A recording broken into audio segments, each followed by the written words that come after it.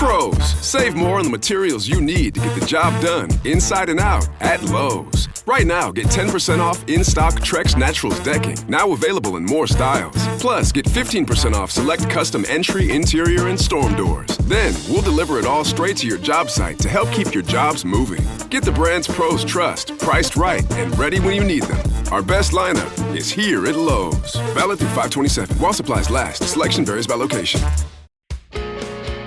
I'm Dr. Amber Wright, and this is Say More, a podcast for accomplished women who want more honesty in the way they live, love, and lead.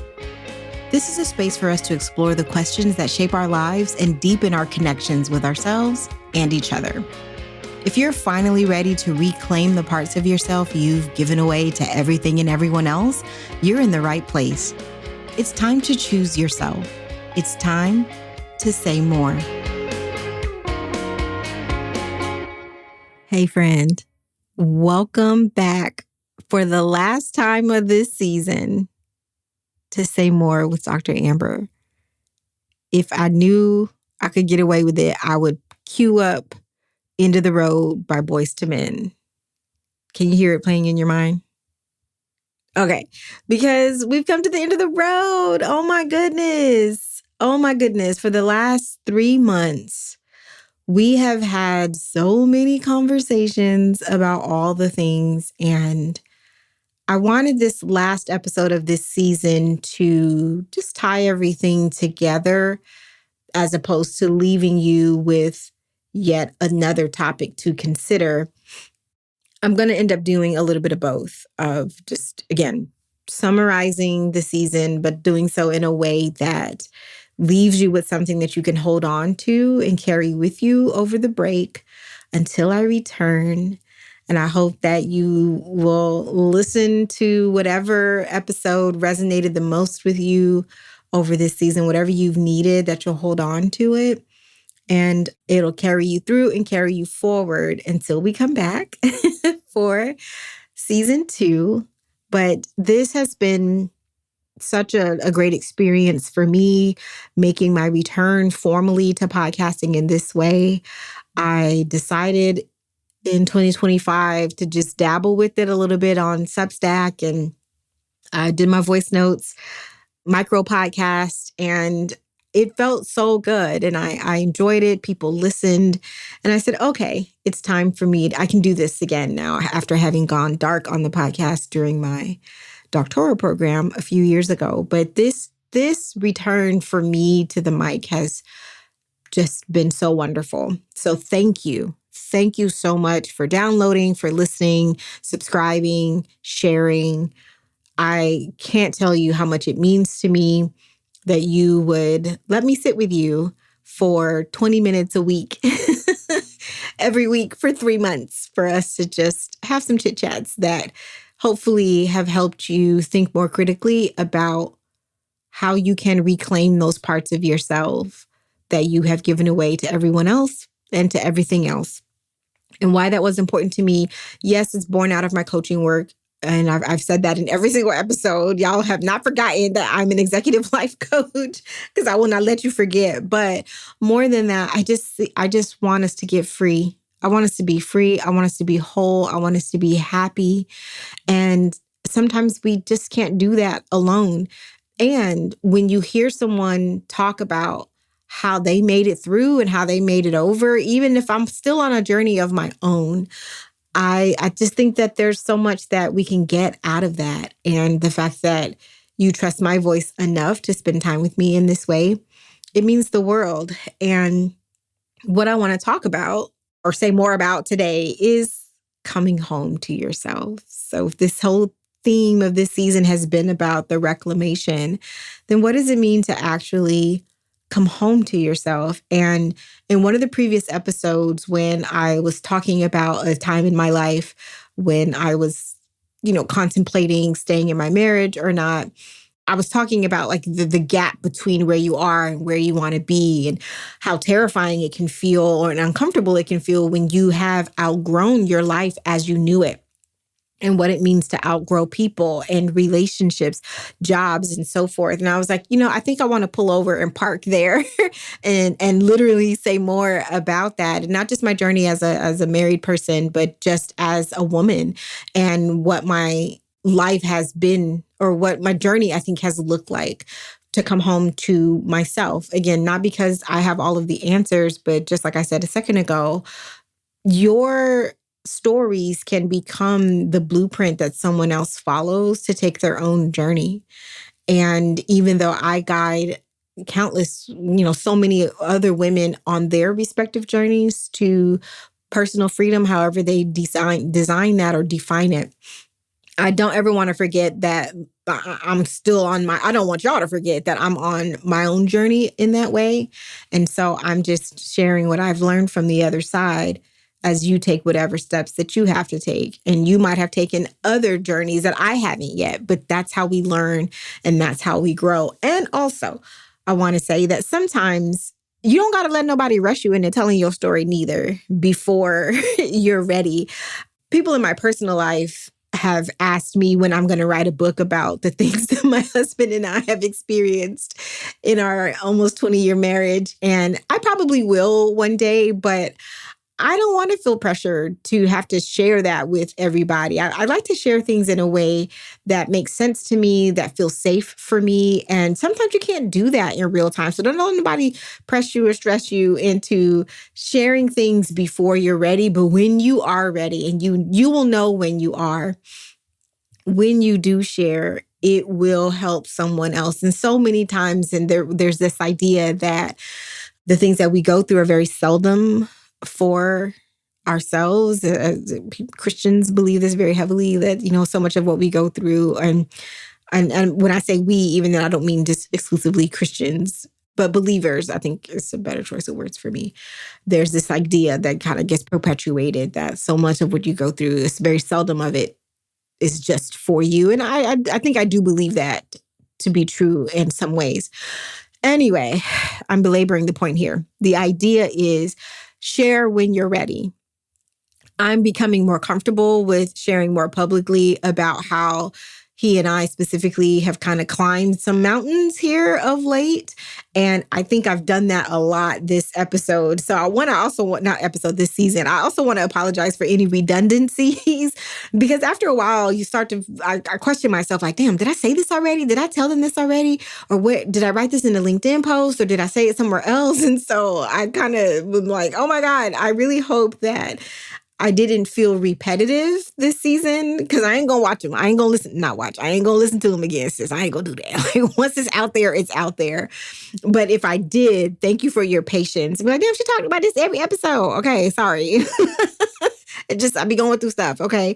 So I've allowed some of those reflections to seep into my work in this way. And as we have made some strides, because I think a lot of people are curious to know, what does it mean and what does it look like on the other side of choosing yourself, even when you're partnered, in a way that doesn't end exclusively in divorce. Because for a long time, I thought that was our only path and my only option. Turns out that is not the case. But we will discuss that when I'm ready at another time. Maybe that'll be the theme for season 2, because marriage ain't been no crystal stair for me. But I also don't only ever want to talk about how hard it's been. I also want to talk about how beautiful it can be, even as I'm experiencing that in real time. So shout out to my husband, babe. You listen to this, I love you, okay? Because sometimes he listens to my podcast. We were going somewhere one day and we drove his car. And you know how once your Bluetooth cuts on, it'll just start playing automatically. I just heard my voice as he was pulling out of the driveway. And I was like, what is that? And he was like, oh, I was listening to your podcast. And I was like, oh, I thought that was so sweet. He listened to my podcast. This the voice note podcast from before. So yay. Anyway, back to the lecture at hand. Let's round out this episode with talking about what it means to come home to yourself after you've done all the things that we've talked about this season. We've talked about taking back your voice and drawing boundaries and gauging your energy and how to ask for help and all of the things. And I really hope that you caught a nugget or two that was helpful to you. And so 3 ways I think that you can come home to yourself and apply all the things that you have heard me say this season are to come home to your body, come home to your voice, and to your life in general. So starting with coming home to your body, I think that means just listening to what your body is trying to tell you. I've said that. I know I've said that a bunch of times this season. I've used the example of me biting through my night guard a gang of times because it's true. It's true. Your body will tell you what's up, that something is off, something is amiss, and it will encourage you to get that shit together. You're going to have to get it right or else it'll lay you out because your body, we put our bodies through so much and it stores the things that we try to stuff down in our minds, the things that we try to forget and block out and turn away from. It keeps it. It holds on to it. And I just want you to remember that we put our bodies through so much and we have to reward them with rest, sleep, water, movement. So coming home to your body means finally listening to it, listening to the exhaustion, the tension in your neck, that gut feeling that like, something ain't right. When your heart beats fast and your palms are sweaty, mom spaghetti. Remember that from Eminem? Pay attention to those things because they are there to signal to you that it needs some attention. Something has to be adjusted, corrected, recalibrated. And listening to your body, like so many other things, is a sign of wisdom and not weakness. So if you give yourself that 8 hours of sleep because you know you need it, do not apologize for that. If you have a real rigid morning routine, stay diligent with that because it helps you have vitality and feel good about yourself. Do that. Moving your body, dancing, walking, running, strength training, if you like that, whatever it is, that's a way to thank your body for all that you put it through, all that it has been through, all the relationships it has seen you through. It's held you through all of that. So come home to your body by honoring it, reconnect with it. I'm learning now in this season how to be in my body and not only in my head. I've always been such a head thinker because having to focus so much on survival, I didn't know how to really tap into my feelings and my emotions and feel them and express them. A lot of which comes by way through movement, but also pleasure, like so many things. Our body is here to teach us, but we have to be willing to listen to it. So whatever reconnecting to your body means or looks like for you, do that. Get a massage if you can. Oh, I love a massage. Okay. I got a massage last year and that woman, the massage therapist, she hadn't been massaging me for 5 minutes and I was weeping on that table, just the release. Oh my God, I need to call her back. I need to go back for another appointment to that spa because yes, we need it. We need it. All right. So 1, you want to come home to your body. Ask yourself when you feel it, what is my body telling me that I've been ignoring? If you're constipated, for example, or you got gut problems, and I ain't no doctor, okay? I'm not a medical doctor. I am a doctor, amen, but I'm not a medical doctor. So please go see your medical professionals. All right. I'm just a girl trying to make $1 out of 15 cents. Okay. Go talk to an actual medical professional. This is not medical advice. Okay. Well, we want to disclaim that.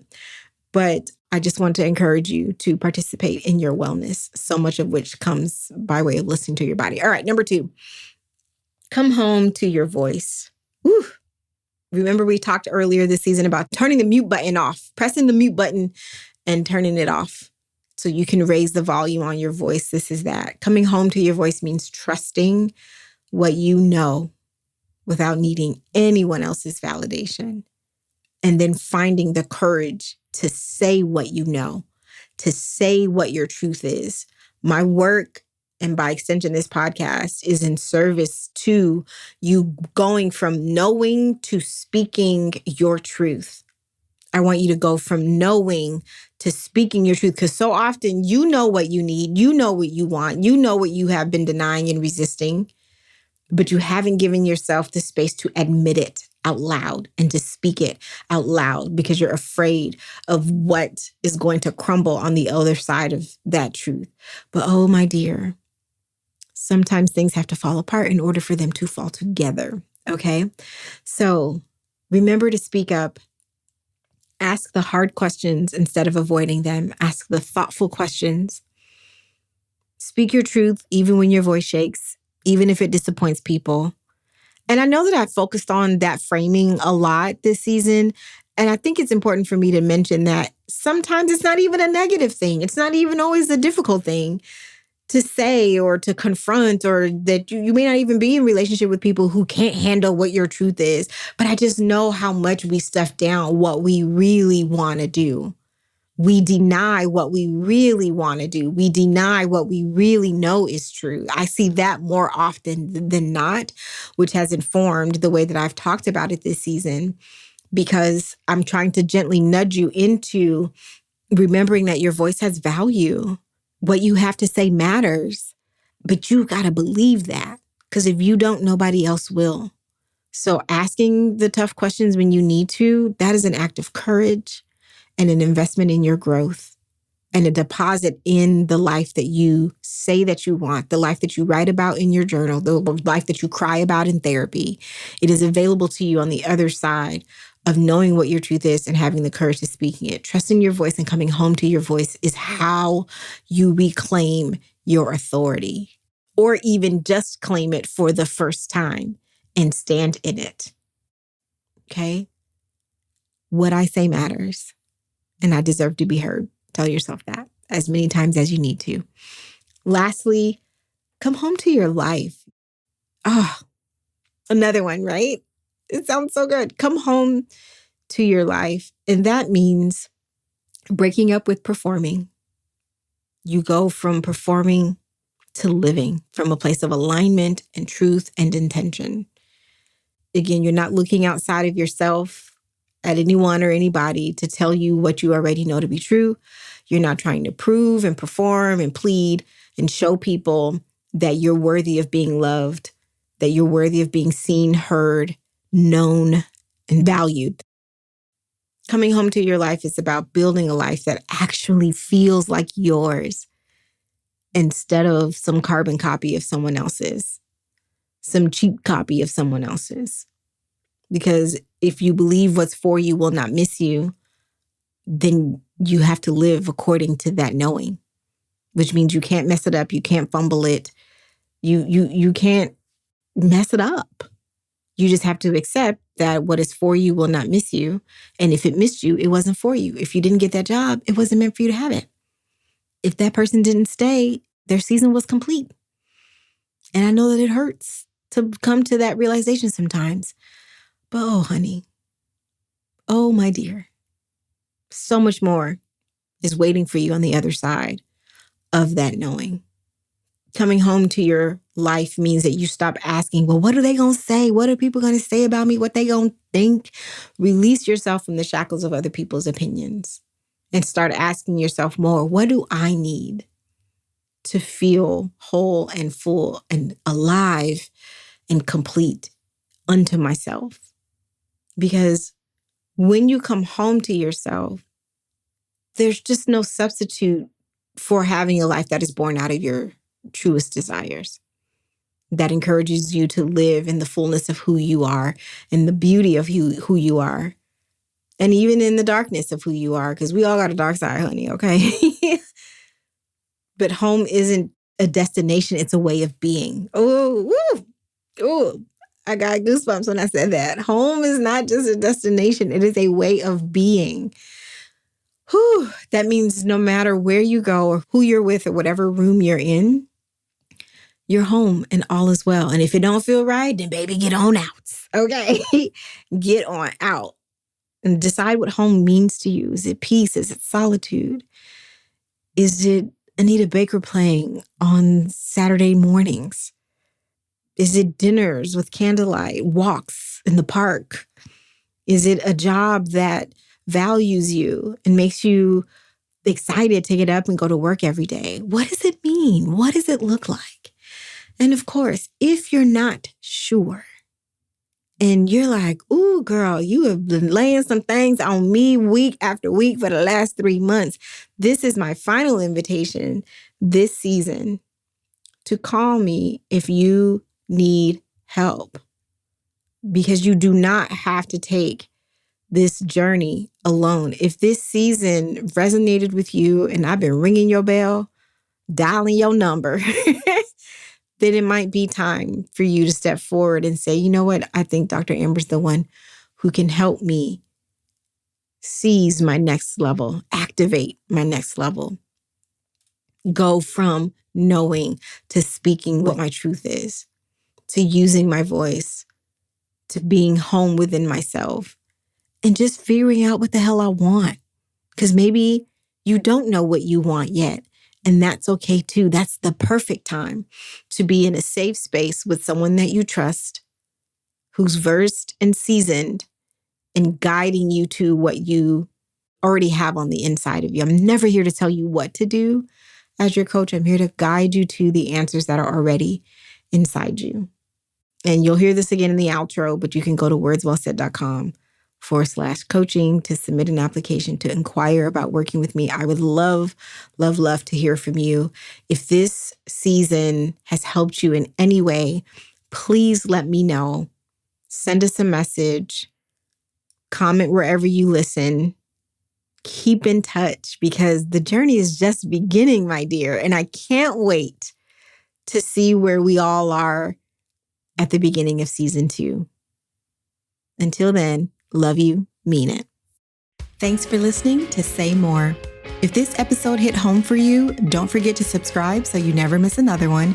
And don't forget to share it with your group chat so all of y'all can level up together. If you want personalized support about today's topic, visit wordswellsaid.com to learn more about how to work with me for coaching, or how you can book me to speak at your job, conference, or event. In the meantime, keep in touch with me online at Dr. Amber Wright. And until you hear from me again, remember to use your words and then go forth and be awesome.